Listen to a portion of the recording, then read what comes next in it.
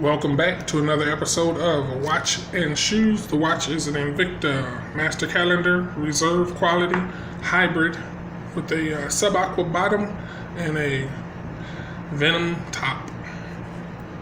The shoe is a weird one, but a colorful one. So a very detailed shoe. This is Donald Pliner boot with exaggerated live econ, I think that is. Not sure. I believe that means live ECH or ECN. Either way, I know Donald Pliner is the name brand. It's a zip up and a genuine zip up. It's completely open. So that is a functioning zip up shoe. Because it opens that way, I can play with the laces, and of course, if I can play with some laces, I play with them. I surely don't use them, so might as well play with them. So I got this shoe may have come with two laces, probably did, and this is what I did with when I get two laces. One side I look like I'm matching the base of the shoe, and if you look very closely to the detail, the thread for the Goodyear welt is actually the same color as the rubber. So that's a really cool detail. That's awesome. In my opinion, you don't see stuff like that in the US options for men's shoes too often. But I thought that was an excellent little detail to the shoe. So not only does it match the rubber that you use, extremely soft rubber I might add, so you can see. Very soft rubber for a very soft walk. Then a real decent size heel. You don't have to worry about disappearing if you're like me and you drag your feet. One or two layers gone, and that's just about it. I got plenty of wear and tear out of this shoe, so if there was more going to happen with that shoe, I think it would have happened. This is a leather upper. You got even a higher quality leather wraparound. You do have a pull tab with this shoe. And you've got the genuine boot, like I just did that video of the Fry shoe with chrome, like a gunmetal chrome on the lacing system, the eyelets. Well, this one is like a bronze, and definitely not necessary unless you're gonna really use this boot for work or snow or something. I'm not knocking at all that they put that there. I think it's awesome to go the extra mile. Just a very uniquely styled shoe. Very uniquely styled boot. I did show a Crown, I think Born shoe with one of these type of nose toe box area stitch. Apparently I have two shoes that do that, the toe box stitch.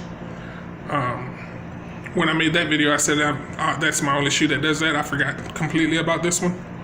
But yeah, just an interesting look for the toe box. A way to combine these leathers together. Actually, I would prefer all of them to meet up there than to have it appear to be whole and then stop right here. I would much rather just show it and it not be hidden and try to fool people to make them think that they have something they don't.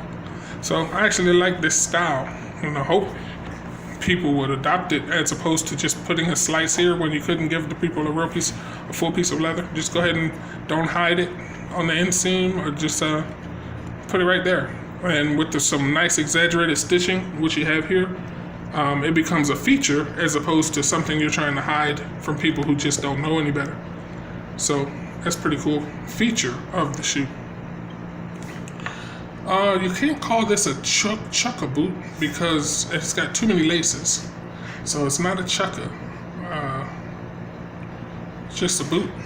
Zip up ankle boot is what I would call it.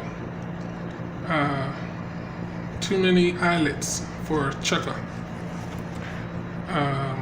Interior, I've snatched out the insole of the shoe. But let's see. Clearly I've worn it anyway. I don't have any problem walking on that. as long as it's not for long, extended periods of time. I would just get a walking shoe if I'm going to be walking for long, extended periods of time. Can't really see much because the toe box dips down so hard, but doesn't look like much stitching going on in there. That's just about it with this shoe. The interior, I do not believe that's leather. It feels just like leather, but I know down on Pliner, you got to be real careful because they will put some interesting. They did not skip out on my sole insert. I just took it out because this, as you can see, with that style, it's not really going up.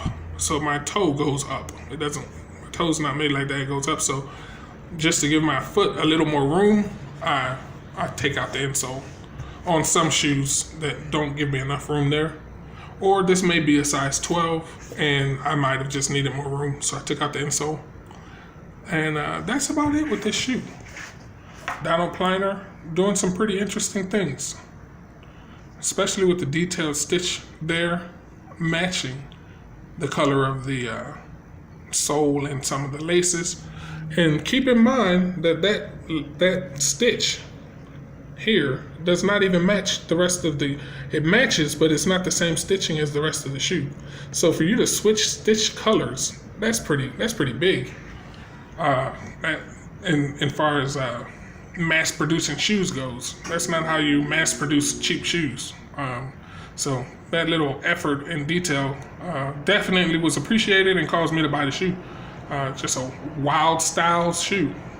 I'm a wild style type of dude, so I appreciate it. I notice it and I appreciate it.